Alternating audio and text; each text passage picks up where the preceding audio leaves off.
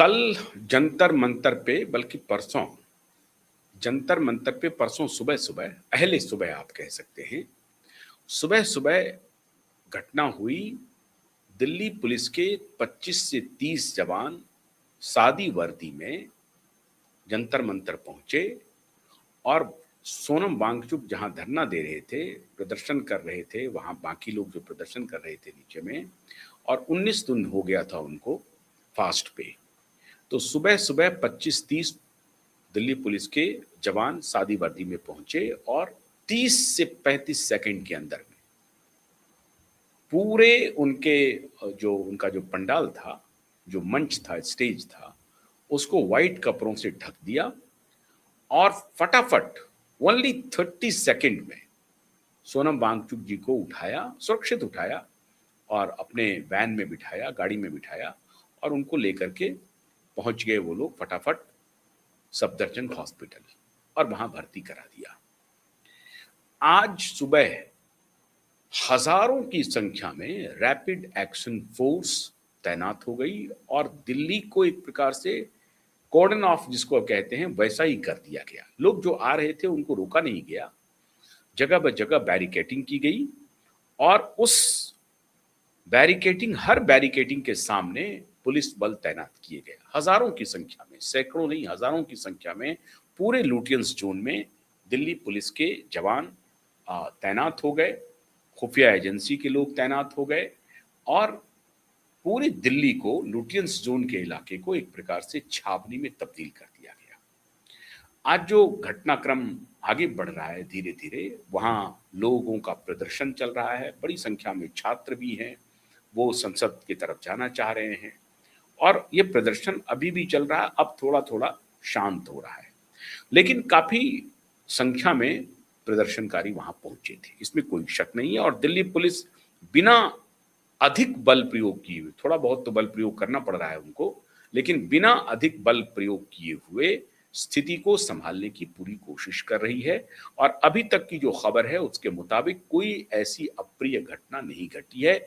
छिटपुट घटना अगर आप छोड़ दें, कहीं पर किसी ने पुलिस के ऊपर पत्थरबाजी कर दी तो उसके जवाब में पुलिस ने थोड़ी बहुत बल का प्रयोग किया और लाठियां बरसाई। लेकिन ये सब तो मामूली बात है जो मैं बता रहा हूं, आप सब जगह देख भी रहे होंगे टेलीविजन पर। अंतर की खबर क्या है, हुआ या क्या? सोनम वांगचुक को एकदम से धरना स्थल से उठाने की बात कैसे हुई, इस बारे में मैंने आपको पहले वीडियो में बताया है कि दिल्ली हाईकोर्ट के आदेश के बाद पुलिस एक्शन में आई। लेकिन दिल्ली पुलिस के कप्तान को आते ही एक ऐसे ऑपरेशन को अंजाम देना पड़ा जिसके बारे में कोई भी पुलिस महकमा का जो चीफ है वो नहीं चाहेगा कि उनको इस तरह के घटना में हाथ डालना पड़े, क्योंकि इस तरह के घटना में दुधारी तलवार जैसी स्थिति होती है। अगर पुलिस बल प्रयोग करती है, कोई अप्रिय घटना हो जाती है, अगर एक आध दो मौत हो जाती है, तो फिर अंततः जो आला अधिकारी होते हैं उनके ऊपर ठीकरा फूटता है और फिर बवाल मचता है।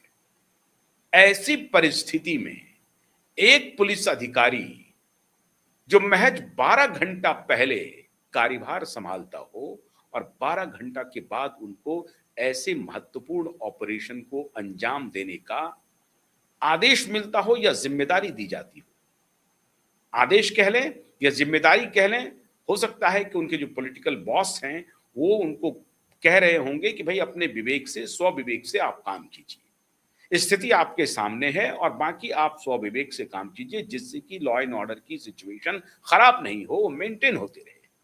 अब एक पुलिस ऑफिसर जो महज 12 घंटे पहले ये कार्यभार संभाला हो, पूरी स्थिति का आकलन करना हो और उसके बाद इस ऑपरेशन को अंजाम देना हो, कम से कम वक्त में अंजाम देना हो, कोई हार्म किसी को नहीं पहुंचे, इसके लिए सारा बंदोबस्त करना हो, तो आप समझिए कि पूरी तरह से रत जगा हुआ।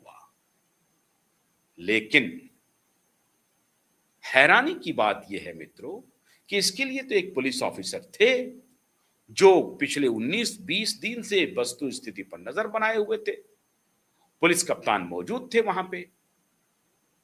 फिर यकायक एक ऑपरेशन को पर्दे के पीछे क्यों अंजाम दिया गया, और वो है ऑपरेशन दिल्ली पुलिस। और पुलिस कप्तान को आनन फानन में बदला गया। खबर है मित्रों कि दिल्ली के अब पूर्व पुलिस कमिश्नर सतीश गोलचा, जिनका कार्यकाल अभी 11 महीने का बाकी है, लगभग 1 साल, मतलब अगले 1 साल तक वो दिल्ली के पुलिस कमिश्नर रहते, लेकिन बिना किसी प्रायर जानकारी के कानों कान खबर नहीं थी सतीश गोलचा साहब को। सतीश गोलचा साहब तो एक सार्वजनिक कार्यक्रम में हिस्सा ले रहे थे जो उनके महकमे से जुड़ा हुआ भी था। वो कार्यक्रम में गेस्ट के रूप में मौजूद थे, लेकिन तभी उनके फोन की घंटी बजी, व्हाट्सएप पे एक मैसेज आया कि आप फौरन दिल्ली पुलिस मुख्यालय पहुंचिए। उन्हें कहा गया, वो बात को समझ नहीं पाए, वो फौरन पहुंचे दिल्ली पुलिस मुख्यालय। और वहां जब दिल्ली पुलिस मुख्यालय पहुंचते हैं तो वहां एक अधिकारी जो आईबी के ज्वाइंट डायरेक्टर हैं, वो उनका इंतजार कर रहे होते हैं। उस अधिकारी का नाम है अनुराग कुमार। 1994 बैच के आईपीएस ऑफिसर हैं और इंटेलिजेंस ब्यूरो में ज्वाइंट डायरेक्टर के रूप में कार्यरत थे। जब उन्होंने देखा कि यहां पे अनुराग कुमार इंतजार कर रहे हैं हमारा, तो वह हैरान थे कि ये आईबी के ज्वाइंट डायरेक्टर यहां क्या कर रहे हैं।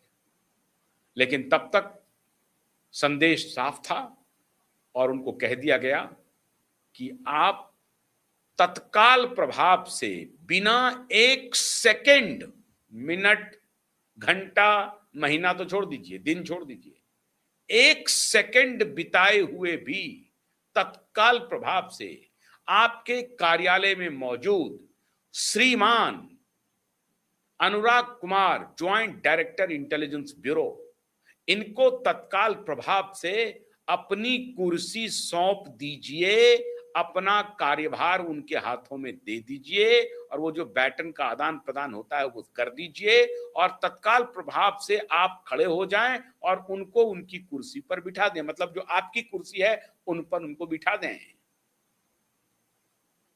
1 सेकंड बिताए हुए ये स्टैंडिंग ऑर्डर था। और उसके बाद आप कहां जाएं, आपको कोई जिम्मेदारी अभी नहीं दी जाएगी।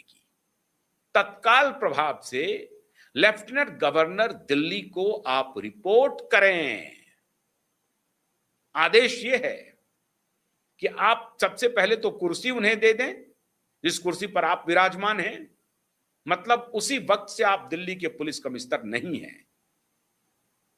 अब दिल्ली के नए पुलिस कमिश्नर होंगे अनुराग कुमार। अब वो खुद एक कॉम्पिटेंट इंजीनियर रहे हैं, बीटेक बैकग्राउंड से हैं, इंजीनियरिंग बैकग्राउंड से हैं, बीटेक किया उन्होंने। उनको कहा गया कि आप फौरन से पेशतर आईबी की ज्वाइंट डायरेक्टर वर्तमान को दे दीजिए और आप चले जाइए कहां, तो एलजी साहब के यहां चले जाइए। मतलब एलजी के दफ्तर को रिपोर्ट कीजिए, क्योंकि उनके संवैधानिक प्रमुख जो उनका जो इमीडिएट बॉस है वो एलजी ही होते हैं और होम मिनिस्ट्री वाया एलजी उनको आदेश देती है। तो एलजी का आदेश था और एलजी को कहीं और से आदेश था कि आप तत्काल प्रभाव से ये पदभार उनको सौंपिए और आप आ जाइए हमारे यहां। उन्होंने बिना वक्त गंवाए हुए कुर्सी हैंडओवर किया अनुराग कुमार को और चल पड़े एलजी साहब के ऑफिस में योगदान देने के लिए। योगदान ही कहा जाता है सरकारी भाषा में। तो श्रीमान कमिश्नर साहब सतीश गोलचा जी चल पड़े योगदान देने के लिए एलजी के कार्यालय और अनुराग कुमार ने त्वरित प्रभाव से दिल्ली के पुलिस कमिश्नर की कुर्सी संभाल ली और संभालते ही पहला ऑपरेशन जंतर मंतर पर